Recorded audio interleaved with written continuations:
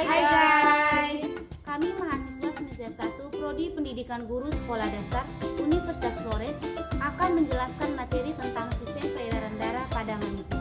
Sebelum itu, izinkan kami memperkenalkan diri kami. Saya Aisyah Sombo, saya dari Selindi, dan saya Teresiana Aci. Pengertian sistem peredaran darah pada manusia. Sistem peredaran darah pada manusia adalah jaringan kompleks pembuluh darah, jantung, dan organ-organ terkait yang bekerja sama untuk mengedarkan darah ke seluruh tubuh. 2.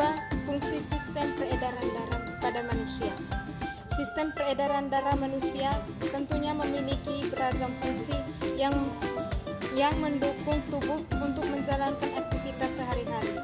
Fungsi atau manfaat sistem peredaran darah manusia yaitu: pertama, mengedarkan oksigen.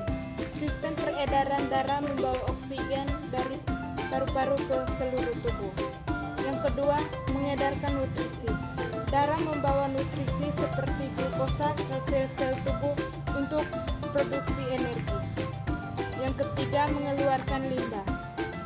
Darah membawa CO2 dan limbah dari sel-sel untuk dibuang dari tubuh. 4. Perlindungan tubuh.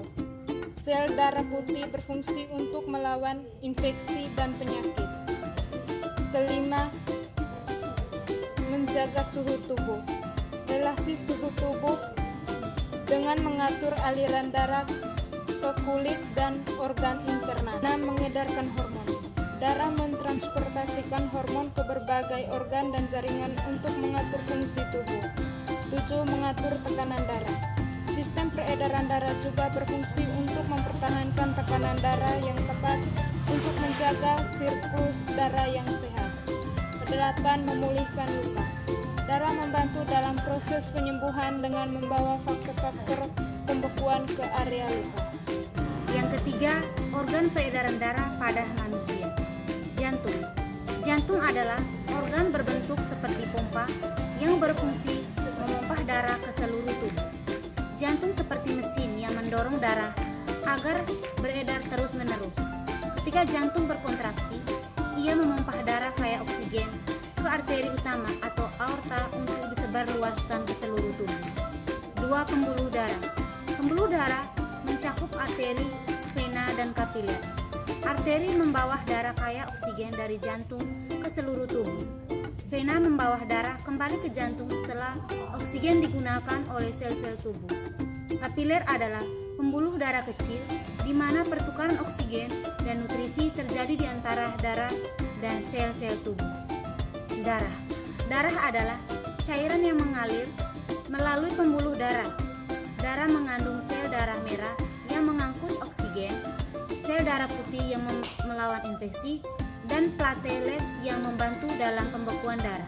Darah juga mengandung nutrisi dan limbah yang dibawa ke dan dari sel-sel tubuh. Yang keempat, urutan sistem peredaran darah pada manusia.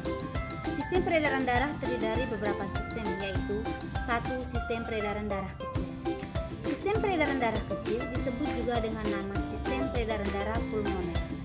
Sistem peredaran darah kecil mengalir dari jantung ke paru-paru dan kembali ke jantung lagi. Jadi, sistem peredaran darah kecil adalah bagian dari perjalanan darah yang membawa darah dari jantung ke paru-paru untuk mengambil oksigen, kemudian mengembalikannya ke jantung untuk didistribusikan ke seluruh tubuh.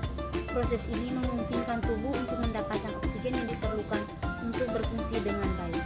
Yang kedua, sistem peredaran darah besar. Sistem peredaran darah besar disebut juga dengan nama sistem peredaran darah sistemik. Sistem peredaran darah besar mengalir dari bilik kiri ke seluruh tubuh. Jadi, sistem peredaran darah besar membawa darah kaya oksigen dari bilik kiri jantung ke seluruh tubuh untuk menyediakan oksigen dan nutrisi kepada semua organ dan jaringan. Proses ini memungkinkan tubuh untuk berfungsi dengan baik dalam menjalankan berbagai aktivitas dan fungsi tubuh yang dibutuhkan. Yang kelima, kelainan sistem peredaran darah. 1. Hipertensi atau tekanan darah tinggi. Tingginya tekanan darah atau hipertensi seringkali disebabkan oleh faktor-faktor seperti konsumsi garam berlebihan, stres, predisposisi genetik atau gaya hidup yang tidak sehat seperti kurangnya aktivitas fisik, pola makan yang tidak seimbang. 2.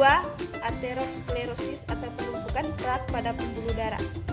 Penumpukan plak pada pembuluh darah disebabkan oleh konsumsi makanan tinggi lemak, merokok, dan gaya hidup yang tidak aktif.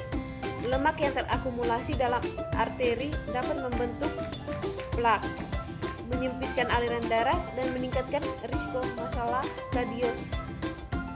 kardiovaskular. Merokok juga merusak dinding arteri, mempercepat pembentukan plak. Yang ketiga, anemia atau kurangnya sel darah merah. Kondisi kurangnya sel darah merah dalam tubuh bisa terjadi karena kekurangan zat besi dalam makanan, defisiensi vitamin B12, atau masalah dengan sumsum tulang yang memproduksi sel darah merah.